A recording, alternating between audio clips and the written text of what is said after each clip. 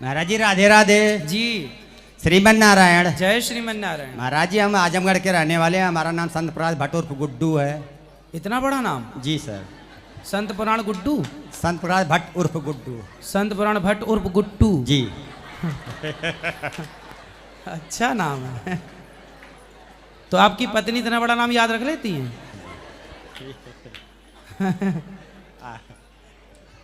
तो आपको गुड्डू गुड्डू कह के बुलाती होंगी? नहीं सर। हैं? और क्या कुछ नाम लेती हैं? क्या? राज राज राज। राज। हाँ। और आप क्या बोलते हो? रानी। रानी। राजा की रानी। राजा को रानी से प्यार हो गया, ये गाना सुन के नाम रख लिया आप लोगों ने।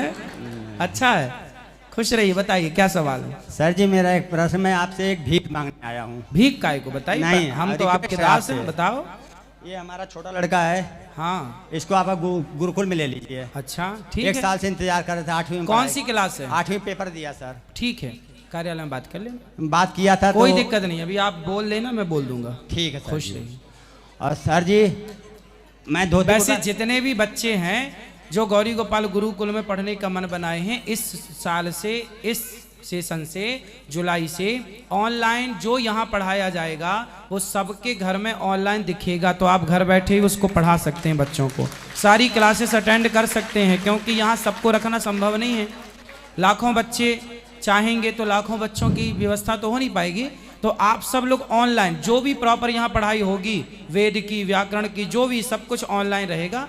तो आप YouTube के माध्यम से ऑनलाइन जो भी व्यवस्था होगी वो घर पर कनेक्ट करके बच्चों को वो क्लास पूरी अटेंड करा सकते हैं। ठीक है सर जी एक रिक्वेस्ट है कि मैं एक धोती कुर्ता पहनना चाहता हूँ, तो पहले आपके वदन का वस्त्र को धोती कुर्ता चाहिए मुझे, और मैं नया लाया हूँ। आपको शिष्य के रूप में आपको गुरु दक्षिणा देना चाहता हूँ। ठीक है, तो वस्त्र आप पहन लीजिए ना। नहीं आपका शरीर का सर जी, प्रसाद चाहिए मुझे। तो मैं अभी पूरे वस्त्र कैसे उतारूं? तो आपको जो आप लाए हैं उसी को हम स्पर्श कर लेंगे, फिर आप ले लेना। ठीक है? फिर आप हमारा गमछा ले लीजिए, आप अपना गमछा दे देना। अभी अंदर बैठो, अभी मिलते हैं। ले आओ, थैंक ले आओ आपका गमछा ले आओ। और सर जी एक बात बताइए, आप हैं कौन? आपके दास? नहीं हमारे दास नहीं है ना, भगवान के दास हैं। आप खुद भगवान हैं प्रभु हाँ, जी। हम भगवान के दास हैं। नहीं नहीं भगवान है आप इस कल की अवतार में, कल की अवतार लेने आप ही आएंगे, और आप भक्तों का चयन कर रहे हैं प्रभु जी। क्योंकि जब राम जी आए थे तो उस समय जनता भगवान को राम नहीं समझ रही थी, और द्वापर में कृष्ण जी आए थे तो उनको सब दास, छलिया और क्या नाम ग्वाला समझ रहे थे। उस समय जनता भगवान नहीं समझ रही थी। उसी तरह से आप लोग आपको सब गुरु समझ रहे हैं, और आप हैं भगवान। यही आप चयन करके आप कल की अवतार लेके आएंगे, सारे भक्तों को लेकर आएंगे प्रभु जी। आप भगवान है, यस न बोलिए, आप हैं कि नहीं है? दास भगवान। नहीं दास नहीं, दास तो हम लोग हैं। दास में भूया। आपके चरणों की धूल तो हम लोग हैं प्रभु जी। भगवान के दास। इतना ज्ञानी, इतना हर बात का जवाब देना, इतना सब कुछ हर किसी के बस का नहीं। विट्ठल नाथ जी जो तिलक लगाते हैं ना अपने माथे पर, जी सर। तो विट्ठल नाथ जी जो काला तिलक लगाते हैं, वो काला तिलक क्या है? तो विट्ठल नाथ जी एक दिन रो रहे थे, तो उनके पुजारी भक्त ने पूछा कि आप क्यों रो रहे हैं? तो विट्ठल नाथ जी बोले कि मेरे इतने सारे भक्त आते हैं और वो बेचारे घंटों तक मेरे दर्शन के लिए लाइन में लगे रहते हैं, और कई बार तो पट बंद होने के कारण रात्रि भर बैठे रहते हैं। तो मैं रो रहा हूँ कि वो मेरे इंतज़ार में मेरे भक्त कितना परेशान होते हैं।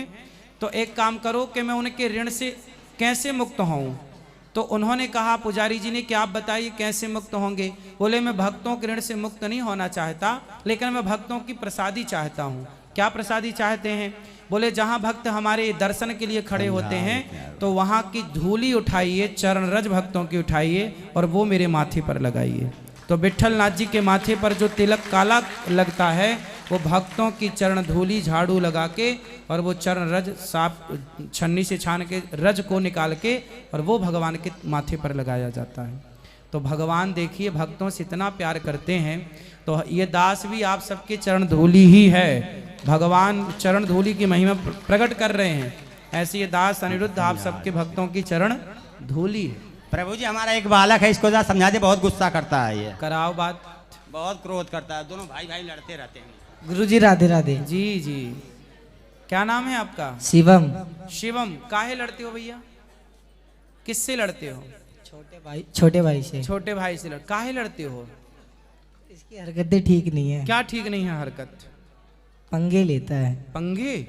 हाँ, क्या पंगे लिया उसने? जैसे? बिना मतलब का फालतू बोलता है मेरे से। क्या बोलता है? ऐसे ही कुछ भी, जैसे?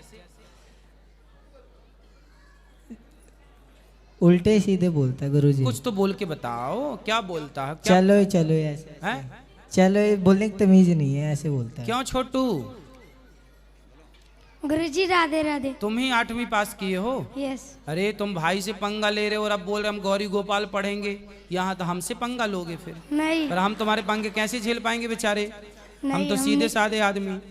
तुम्हारा नहीं भाई कह रहा पंगे लेता है, तुम हमें परेशान करोगे फिर? नहीं करेंगे। अच्छा ये बताओ कि क्यों भाई को परेशान करते हो? सर जी ये मोबाइल नहीं देखने देता। अच्छा ये आपको मोबाइल नहीं देखने देता, फिर आप क्या करते हो? कुछ नहीं, मारता हूँ इसे। अरे वो आपसे बड़ा है तो मार देते हो?